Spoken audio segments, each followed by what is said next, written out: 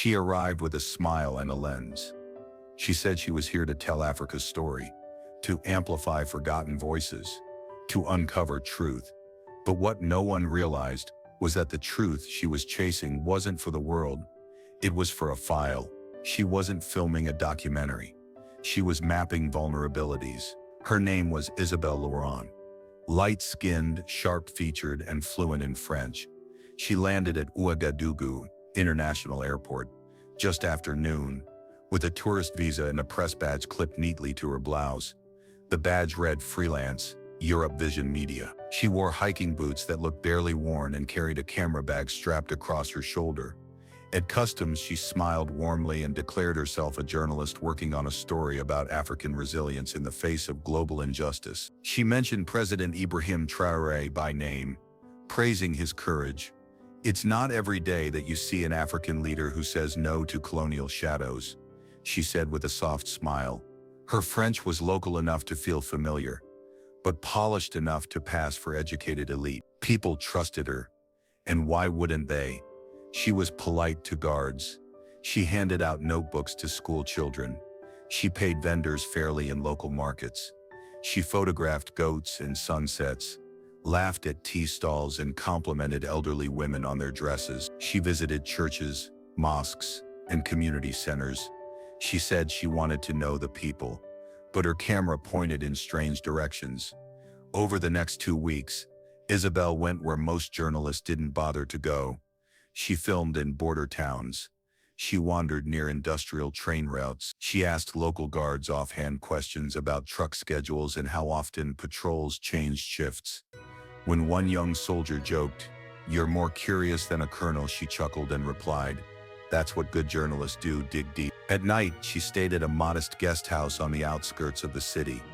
No one ever saw her drink or socialize. She didn't post anything online. "I'm saving it for a documentary premiere in Europe," she told a curious receptionist. But no documentaries ever appeared. No articles published. No Instagram stories. Just silence. Then one evening, a telecom technician spotted her standing outside a fenced-off radio tower at dusk. She wasn't holding her camera. She was holding her phone, pointed directly at the signal relay. He didn't say anything, but he reported it, quietly. Within 24 hours, Burkina Faso's intelligence agency had eyes on her. They didn't arrest her, they didn't even question her. Instead, they watched. They cloned her SIM without touching her phone.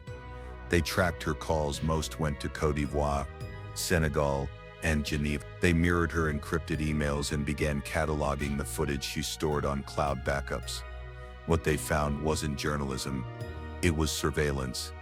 Isabelle had detailed files of rail shipment routes, troop movement patterns, and entry points around fuel depots and barracks. She had marked locations with drone-tagged precision, down to guard rotation times and blind spots. One file was labeled Z3, Access Weak South Gate. Another had the chilling note, Movement is predictable, Strike Window 03. It was military-grade recon. When President Ibrahim Traoré saw the evidence for himself, he didn't panic. He didn't call for her arrest. He called for a camera crew. The next morning, an unexpected press event was announced at the presidential compound. It was labeled Special Briefing, Security and Sovereignty. No major international outlets were invited. Just a few local journalists and one late addition to the guest list. Isabelle Laurent, freelance Europe Vision Media. She arrived early as usual, dressed in beige trousers, a light scarf, and the same badge clipped to her shirt. She walked in confidently. The guards nodded. One even smiled at her. She greeted them in perfect French. "I'm here for the president's press session," she said. They let her through. The room was bare. 6 chairs, a single microphone, and cameras already rolling. Isabelle took a seat near the center and unpacked her notebook. Something felt off. There were no press kits, no translation headsets, no other foreigners. Still, she smiled. She didn't know what was coming. Isabelle didn't know why the room felt so cold, but something in her gut told her this wasn't just another press briefing. The cameras were already rolling, pointed not just at the microphone, but also at the journalists. At her. She looked around for 5. Other reporters, local, all familiar faces from community radio or state-run news. No foreign press, no interpreters, no press kits, no water bottles on the table. She adjusted her scarf, tried to remain calm. Her notebook sat open on her lap, a pen poised above it. She still believed this might be about a security update or perhaps an announcement on foreign policy. Maybe that's why she had been invited. Maybe they wanted an international lens on something serious. Maybe the door opened. President Ibrahim Traoré entered the room without ceremony. No entourage, no fanfare, just the unmistakable presence of a man who had walked through fire and come out standing tall. He was in his military fatigues, not a tailored suit. He didn't smile, he didn't wave. He simply walked to the microphone. Isabel stood. "Mr. President," she said with a respectful nod. "It's an honor to..." He raised a hand gently, cutting her off. "You've asked many questions since arriving in our country. Ms. Laurent, today I will answer some. But first, I have questions of my own." The room fell completely silent. Isabel blinked. "Of course," she said, her voice light but slightly off-pitch. "That's what good journalism is. Dialogue." Traoré turned slightly and nodded toward a soldier standing at the side of the room. The man stepped forward with a sealed folder, thick, heavy, the seal of the National Security Council stamped across the front. He placed it on the table beside the president and stepped back. "Ms. Laurent," the president began, "you have been in Burkina Faso for exactly 21 days. Is that correct?" She nodded. "Yes, Mr. President. In that time, you visited 10 civilian neighborhoods, 4 regional markets, and 9 military-adjacent locations. Is that also accurate?" She hesitated. "I visited areas where people live and work, yes. Some of them may have been near military sites. But you conducted interviews outside Camp Dauphine, Camp Cadel, and the restricted perimeter near the Western Fuel Depot. You asked guards questions about schedules, shipments, and gate timings. You filmed near Radio Tower." Isabel's mouth tightened. "Sir, with respect, I document stories that others ignore. Security is part of life here. And is it also part of your job?" Traoré interrupted calmly. "To send encrypted messages every night at 2 a.m. to servers based in Abidjan?" She froze. Every muscle in her face locked for half a second before she managed a nervous laugh. "I'm a journalist. We protect sources. Encryption is..." "We're not discussing protection," Traoré said. "We're discussing coordination." He motioned to the fold. Another soldier stepped forward, pulled out a photograph, and held it up. Isabel standing under dim light, laptop open, an encrypted mail client on screen.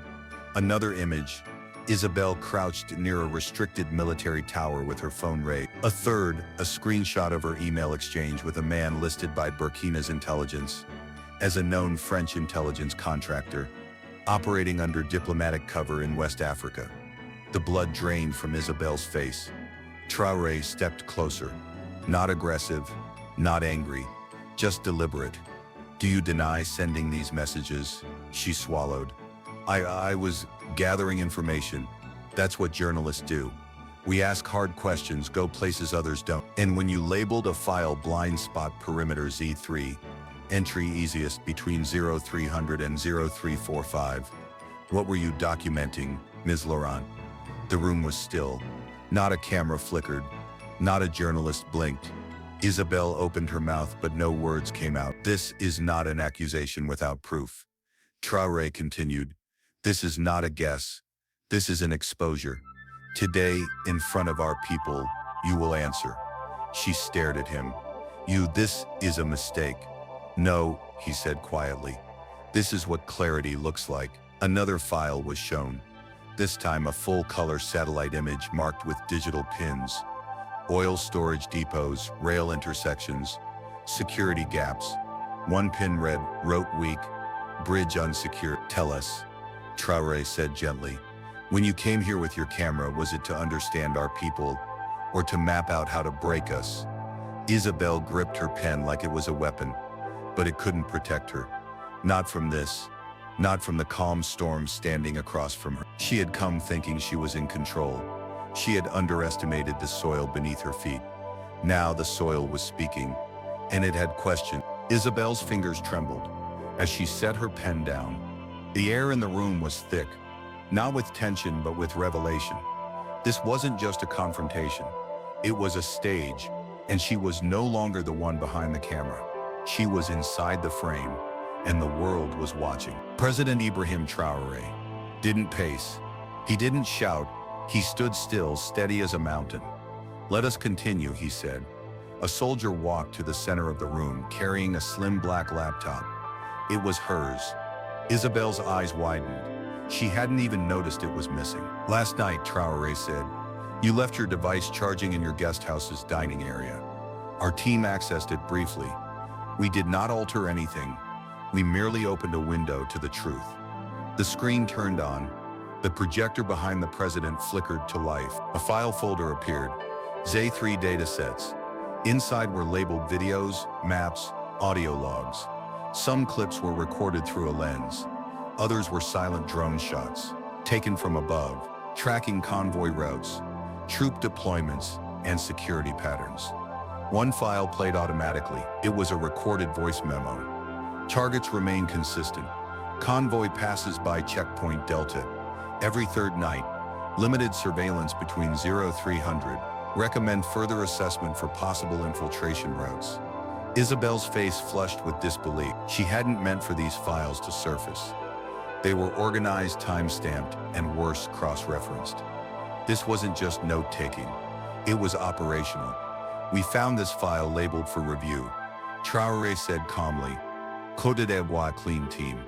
Gasps rippled through the room. One of the local reporters raised a hand, shocked. "Is that the term for covert contractors?" she whispered. But the mic picked it up anyway. Isabel's lips parted. Those were private notes. Research for future." "For future what?" Traoré asked. "An article? A documentary? Or a breach?" Another file opened. This time an email chain. The subject line: Palace Perimeter South Entry Low Risk. Sent at 2:17 a.m. It read: "Surveillance minimal near West Gate. Recommend testing access late Thursday. Possible window shift change. Will confirm after drone scan." Signed with initials. "IL." "I didn't send that," Isabel said quickly. "It's been faked." "No," Traoré replied. "It's been retrieved and verified by independent analysts who traced it directly to your cloud account. You may deny the action, but you cannot deny the fingerprint." Her jaw tightened. All her exits were closing. This wasn't just a mistake. This was an operation gone wrong. "You say you came to tell our story," Traoré said, stepping forward. "But everything you documented was about our weaknesses, our blind spots, our exposure." Isabel tried to interject, but Traoré lifted his hand again, not harshly, just firmly. "And now," he said, looking into the camera, "we ask the people of Burkina Faso and the world, is this journalism?" He let the silence sit. The camera's red light blinked softly. The journalist next to Isabel stared at her notebook but didn't write. One man from national radio had tears in his eyes. Another file opened. It showed Isabel's daily movement logs. All time-stamped, all aligned with classified transport operations. "You walked beside our convoys," Traoré said. "Not to document them, but to time them. You recorded not voices, but vulnerabilities." Isabel stood up. "Enough," she snapped, the calm veneer breaking. "I was doing my job. Journalism isn't always clean and polite. Sometimes it requires proximity. You're trying to turn this into theater." Traoré didn't raise his voice. He simply asked, "Then where are your articles, Miss Laurent?" She blinked. "You have been here 3 weeks. You have filmed everything. You have sent nightly reports. Yet no articles, no releases, no publications. Not a single line has appeared in Eurovision media or anywhere else." Her silence said everything. "You didn't come to publish," he said. "You came to extract." A few of the local journalists lowered their eyes. And with that, the president stepped back from the microphone.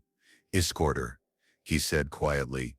2 guards moved forward, but he raised a hand again, halting them. "Not to a cell," he said.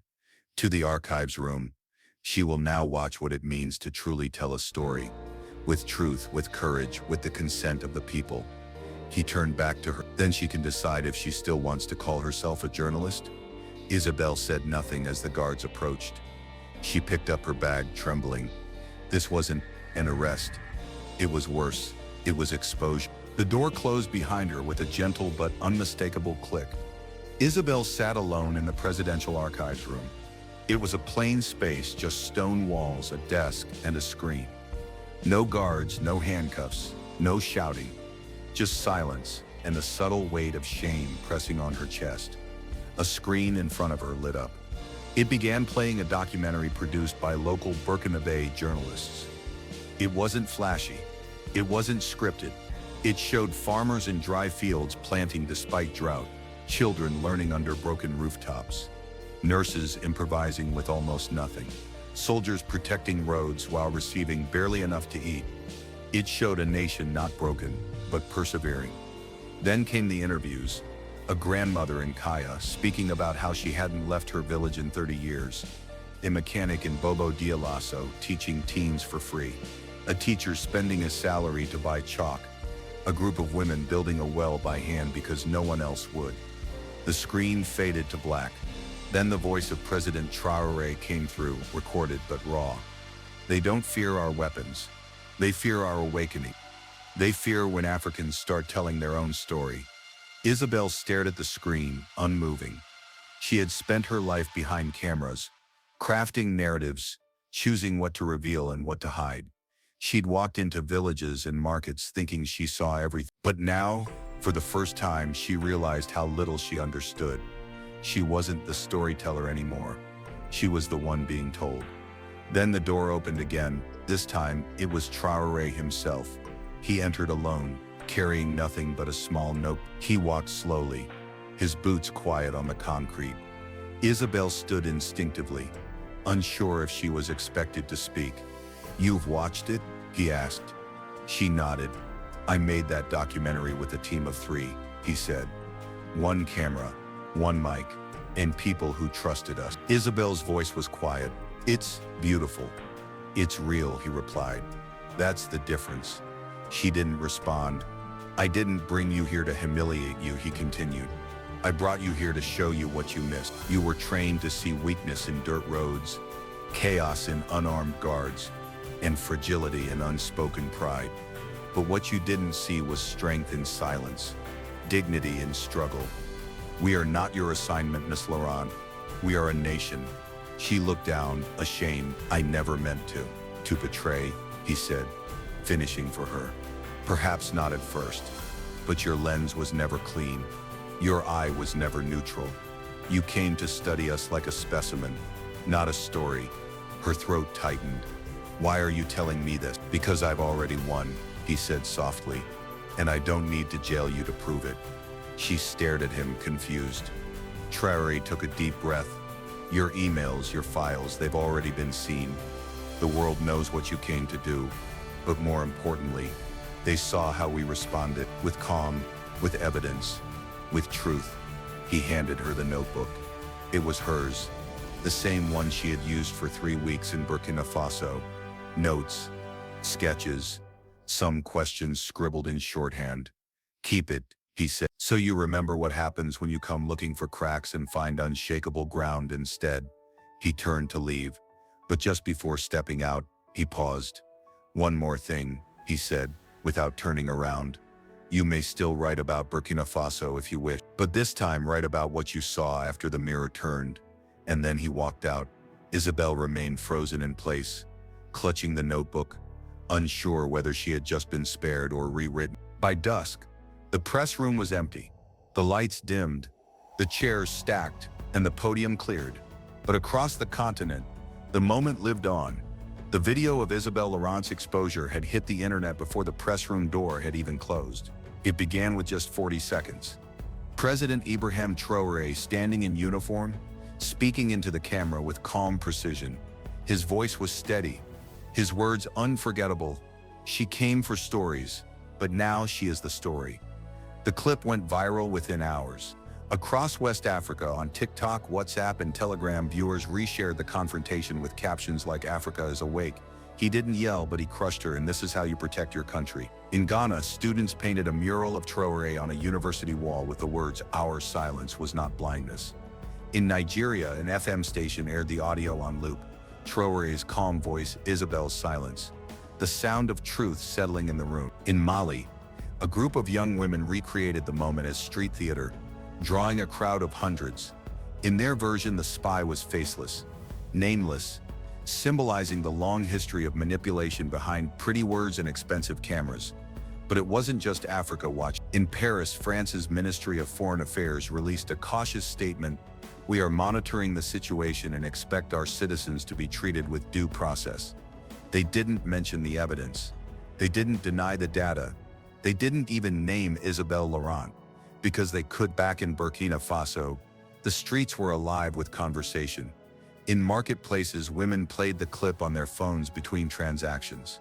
In schools, teachers played it for students as an example of how to lead without raising your voice. In military barracks, soldiers stood taller, prouder. The phrase, "We see you now," was everywhere. Spray painted on concrete walls, printed on t-shirts, whispered in coffee shops, and shouted on university steps. Not a cry of vengeance, but a declaration of clarity. Isabel Laurent remained in Burkina Faso for another week, not as a prisoner, but as a person undergoing the rarest kind of trial, one of conscience.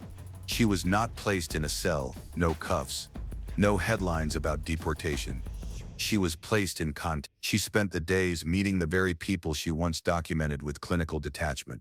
A village teacher, a war widow, a young girl who dreamed of becoming a pilot but had never seen a plane. They didn't yell at Isabel. They didn't throw her out. They simply told her the truth of their lives, this time on their own terms. And she listened. One evening, seated on the same porch where she had taken dozens of photos in silence, Isabel turned on her camera one last time, not to collect, but to confess. She filmed herself, no edits, no filters. "I came here thinking I was seeing Africa, but I was only seeing my own reflection. I was trained to look for cracks in nations like this, but now I see the cracks were in me." She paused, took a breath. "This isn't the documentary I intended to make, but it's the one I owe." The video went online. It didn't go viral, but it didn't need to. It was shared quietly, respectfully by Burkina-based citizens who said, "She finally saw us." When she boarded her flight home, no cameras waited at the gate, no protests, no chants, just a silent respect from those who had every reason to turn her away, but instead gave her something rarer than forgiveness: understanding. As the plane lifted off from Ouagadougou International Airport, Isabel looked out the window and whispered 4 words she hadn't said before: "I see you now." And somewhere in the distance, across villages and cities, over radios and screens, the response had already begun to echo back: "We saw you first."